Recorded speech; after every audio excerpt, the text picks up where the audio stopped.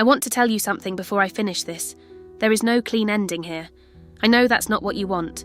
I know you want resolution, a door closed, an answer that settles everything. But the truth is, some stories don't close cleanly.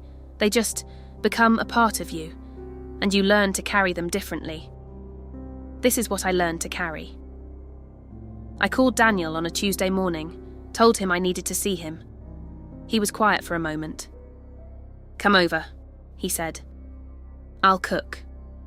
"No," I said. "Somewhere public." Another pause, longer this time. "Of course," he said. "A cafe near his flat. The kind with big windows and enough foot traffic that nothing could be controlled, nothing could be set, nothing could be staged. I needed the light. I needed the witnesses." He was already there when I arrived. He stood, moved toward me. I sat before he could reach me, and I watched him recalibrate. That small, smooth adjustment behind his eyes, a variable he hadn't predicted.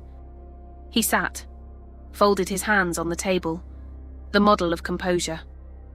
"You took the journal," he said. Not a question. "Yes." "And you found Elise?" Also not a question. "Yes." He nodded slowly. Like I'd confirmed something he'd already known would happen. Like this, too, was a scene he'd written. Only this time, the ending was mine to write. I asked him to explain himself, and he did. Completely.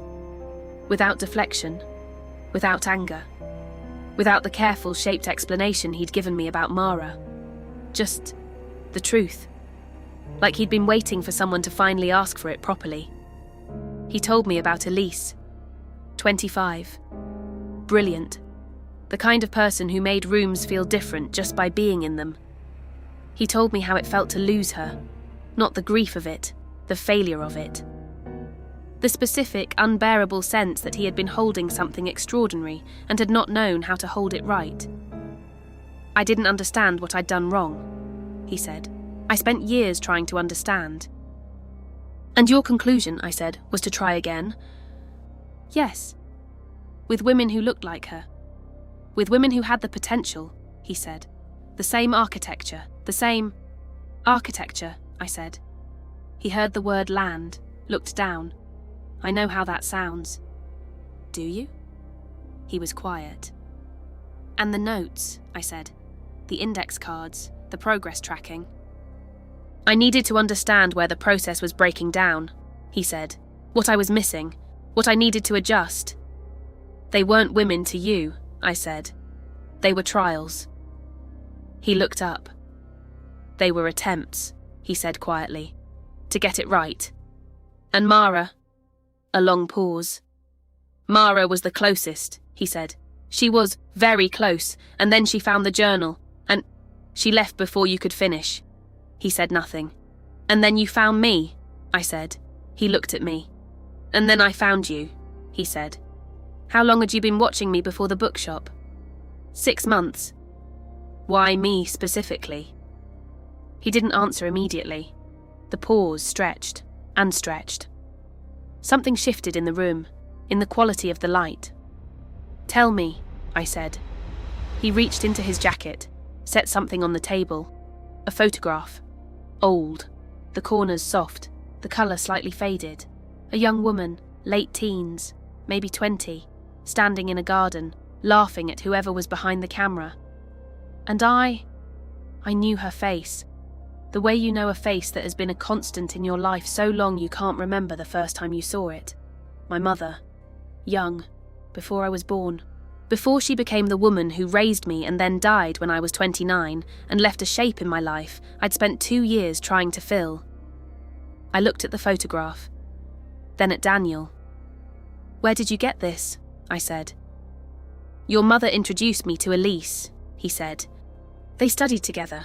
A botany, same year, same cohort. Your mother was a good friend." "My mother," I said. I couldn't quite process what was unfolding. My mother had decided to go back to university in her 40s. I vaguely remembered her saying that she was studying botany. She called it her pet project. Other than that, I have no idea what transpired in her time there. She introduced us, he said.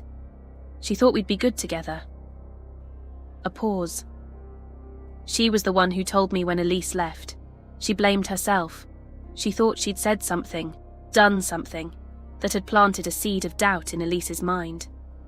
She felt responsible, I said. Yes. And when did she stop feeling responsible? He looked at the table. She didn't, he said. Not that she ever told me. I stared at the photograph, my mother at 20, standing in a garden, smiling at the future with the particular confidence of someone who doesn't yet know what's coming. He never told me how he got that photograph. She died, I said. 2 years before we met. I know, he said. And then, I was at the funeral. He was at my mother's funeral. He had stood in that crematorium. He had seen me, grieving, 29 years old, hollowed out by the kind of loss that takes something structural from you. He had seen me, and he had seen Elise in me. The eyes, the way I held myself, the jaw. The particular shape of grief on a face that resembled the face of the only woman who had ever made him feel like a failure. And he had made a decision. Not in a moment of cruelty, not even in a moment of calculation, in a moment of terrible, consuming hope. You chose me because I was my mother's daughter, I said. You chose me because I carried something of Elise's world in my face. Yes, he said, and because, of all the women, you were the most complete, he said. The closest, the most right. He looked at me. I chose you because you were the closest I've ever been to getting it right. Getting it right. Not to loving someone, not to building a life, to getting it right. I picked up the photograph, looked at my mother's young face, thought about the fact that she had introduced this man to a woman he would spend a decade trying to recreate. Thought about the fact that she had led, without knowing, a chain of loss and obsession that eventually reached me. Thought about how she probably saw them also as her children of sorts. Thought about how she would feel if she knew. I think she would have been devastated. I think she also would have said, "Walk away, Nora. Walk away and don't look back." So I set the photograph on the table. I stood up. "I'm sorry for what you lost," I said. "I'm genuinely sorry for the shape it left in you." He looked up. Something in his face I couldn't name. Not hope, not love, recognition. Like I was finally speaking a language he understood. "But I'm not her," I said. "I'm not Elise. I'm not my mother. I'm not a version of anyone you've already lost." I put on my coat. "And I'm done being a project." He said nothing. I left the photograph on the table, and I walked out. He never contacted me again. Not a single message, not one. I don't know what that means. Maybe he understood. Maybe he had already started looking. Maybe both. I called Elise the night after, told her everything.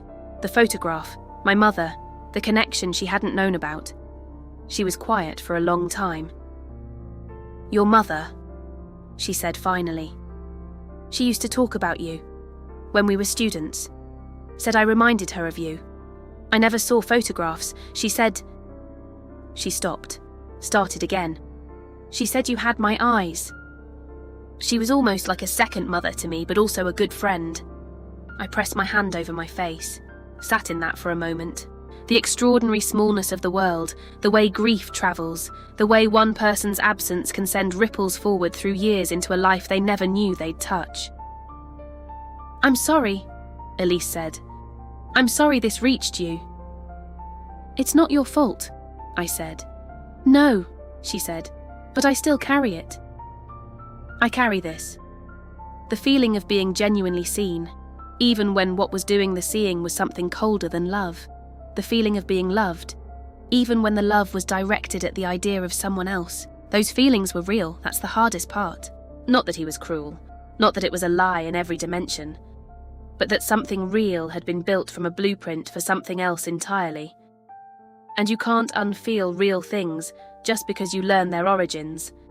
You just learn to set them down, and walk away from them, and keep walking. I still go to bookshops. Of course I do. That part of me he didn't build. That was already there before he found me. I still reach for the high shelf. I still choose the book with the worn spine. But now when I feel a hand already there, I look first. I look at who's holding it. I look at the patience behind their eyes. I look at whether they're surprised to see me or whether they were already waiting. Elise sent me a message a month after everything ended. 4 words. He started again. Iceland. She'd seen him on social media. A woman. Dark hair. Light eyes. That downward tilt. My face on a stranger. Again. And that is where I leave you. Not with a resolution. Not with justice. Just with the truth of it. That some people don't stop.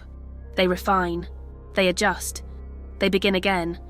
Somewhere right now, a woman is reaching for a book on a high shelf and not realizing that someone else got there first.